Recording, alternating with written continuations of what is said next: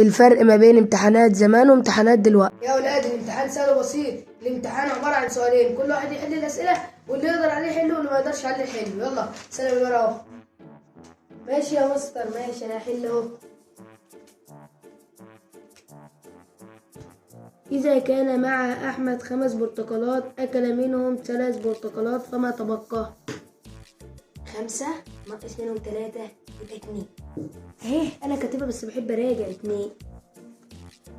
أحمد عنده 5 جنيهات وصرف منهم 3 جنيهات فما تبقى مع أحمد؟ 5 برضه ناقص منهم 3 يبقى 2. يبقى 2. خلصت يا مستر، خد.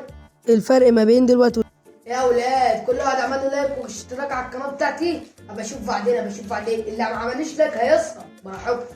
الامتحان سهل اهو يا اولاد، خد. ماشي يا مستر، اروق عليك باللايكات والاشتراكات، بس انت حاول تعدينا في الماده دي شكلها صعبه. ماشي يا مستر، اروقك في الاشتراكات. اذا كان مع احمد 5 جنيه وصرف 28 جنيه يبقى اتبقى معاه كام؟ ازاي معاه 5 جنيه؟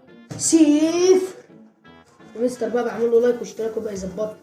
اذا كان مع احمد ايه ده، اذا نصب على صاحب المحل وخد 5 مولتو يبقى يرشي صاحب المحل بكام مولتو؟